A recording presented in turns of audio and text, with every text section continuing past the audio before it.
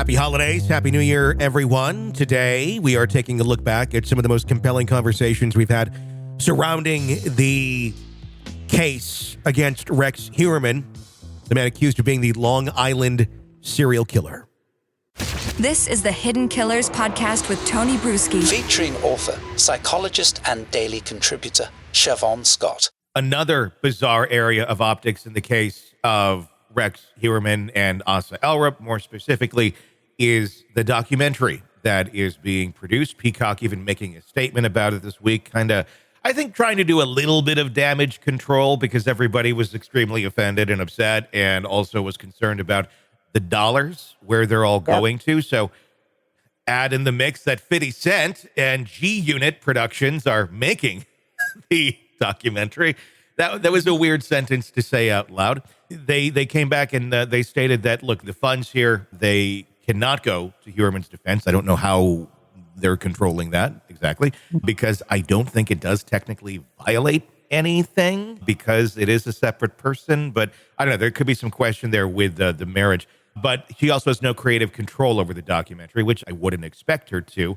But overall, again, she's making some money on this through licensing fees, not just a direct check. Peacock wanted to make that known, but in the end, she's making money.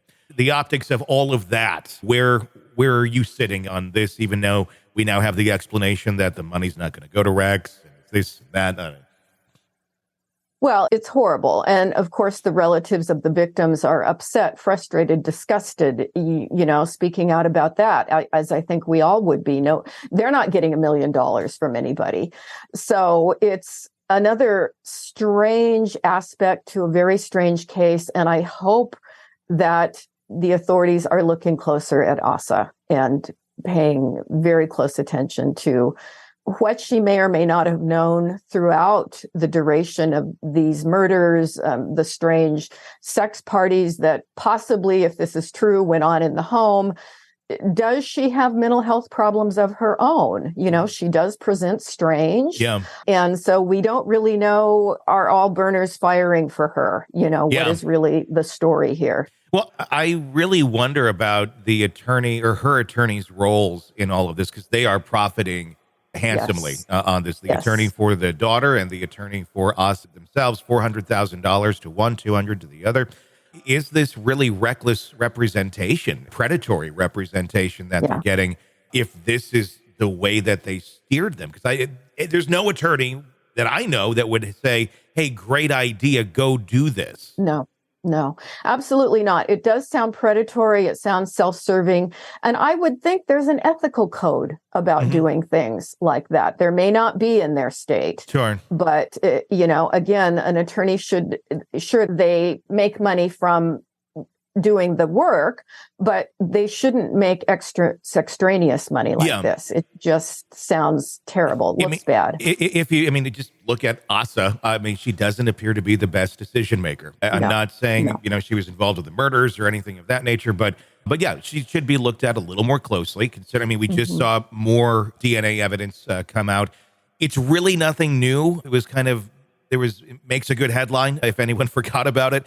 But some of the DNA from a cheek swab also, of course, then matched the hair follicle. We already kind of had that match. This just kind of reconfirms it, that it's there. But again, weird optics, could hair easily transfer on tape or the burlap sack? Sure, it really could. But if this were reversed, if it were Asa, who is the serial killer, she's not, but if she were, and they found her husband's DNA on the bodies of the victims, I would think he would be at the very least questioned, if not behind bars, if this were the other direction. Why on earth there is this separation and she seems to be free to do this documentary? It seems odd to me, unless, again, our investigators playing the long game on Asa. Yeah, it's possible. And I would love to sit and have a conversation with the lady and do a mental health assessment on her because, she obviously does not look well. And we can say, being in this situation, we wouldn't expect the wife to look well. But there's still a lot we don't know, and we would love to know and hope that it comes out. I would imagine that through this documentary, there'll be a lot that comes out, probably a lot that she doesn't necessarily want to come out. Whether that ties her to a crime, I don't know. but time will tell. I think she's being bamboozled a bit here by attorneys into thinking this is a good move for her freedom, for her family, for anything. Right. It's not going to end well.